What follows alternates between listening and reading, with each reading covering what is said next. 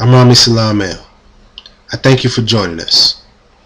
Today's lesson is going to be about the King Alfred Plan, Rex 84, Silent Weapons for a Quiet War, Executive Order 11490. There are 12 major minority organizations, and all are familiar to the 22 million people. Dossiers have been compiled on the leaders of the organizations and can be studied in Washington. The material contained in many of the dossiers and our threat to reveal that material has considerably held in check the activities of some of the leaders. Leaders who do not have such usable material in their dossiers have been approached to take government posts, mostly as ambassadors and primarily in African countries. The promise of these positions also has materially contributed to a temporary slowdown of minority activities.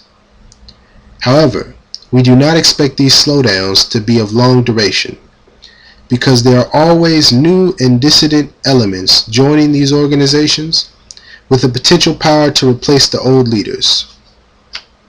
All organizations and their leaders are under constant 24-hour surveillance. These organizations are the Black Muslims, Student Nonviolent Coordinating Committee, Congress of Racial Equality, the Uhuru Movement, UHURU, Group on Advanced Leadership, Freedom Now Party, United Black Nationalists of America, the New Pan-African Movement, the National Urban League, the National Association for the Advancement of Colored People, and last but not least, the Committee on Racial and Religious Progress. At the appropriate time, to be designated by the President, the leaders of some of these organizations are to be detained only when it is clear that they cannot prevent the emergency, working with local public officials during the first critical hours. All other leaders are to be detained at once. Compiled lists of minority leaders have been readied at the National Data Computer Center. It is necessary to use the minority leaders designated by the President in much the same manner in which we use the minority members who are agents with Central and Federal, and we cannot, until there is no alternative, reveal King Alfred in all its aspects. Minority members of Congress will be unseated at once. This move is not without precedent in American history. Was elected to the presidency, he installed Louis Giuffrida as head of FEMA, the Federal Emergency Management Agency.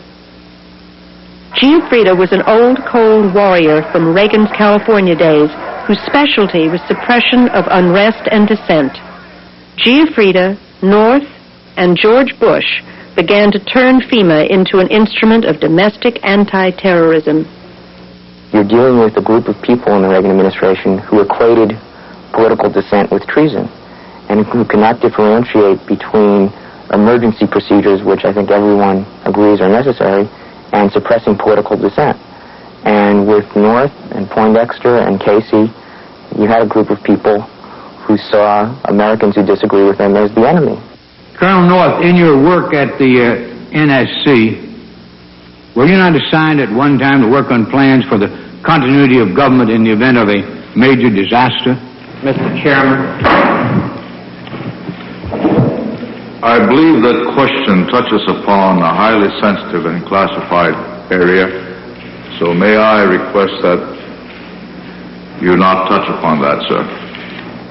I was particularly concerned, Mr. Chairman, because I read in Miami papers and several others that there had been a plan developed by that same agency a contingency plan in the event of emergency that would suspend the American Constitution. And I was deeply concerned about it and wondered if that was the area in which he had worked.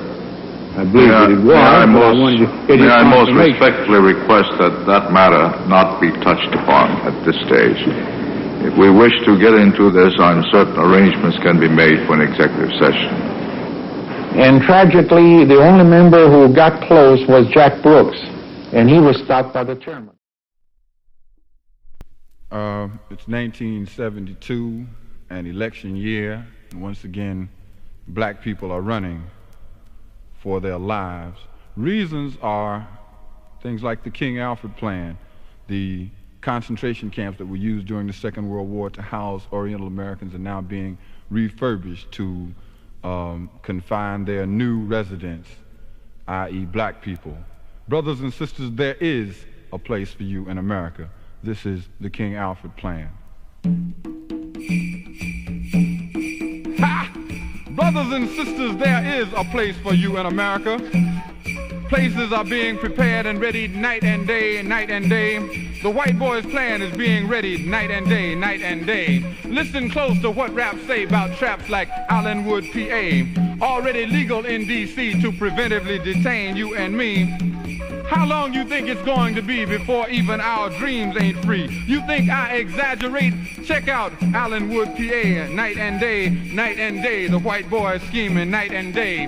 The Jews and Hitler come to mind, the thought of slavery far behind, but white paranoia's here to stay. The white boy scheming night and day.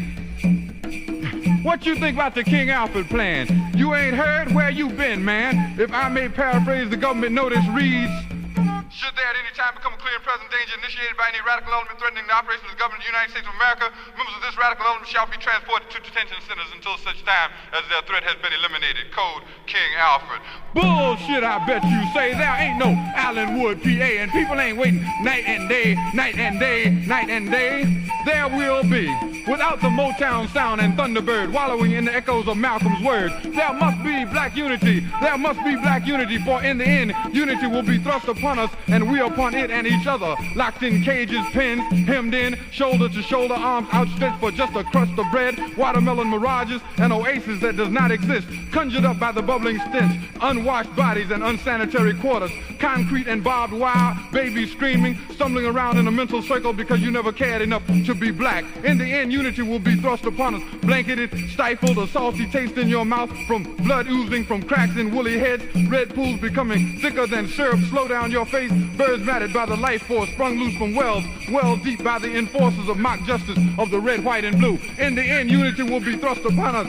Let us unite because of love and not hate. Let us unite on our own and not because of barbed wire death. You dare not ignore the things I say. Whitey's waiting night and day, night and day, night and day, night and day.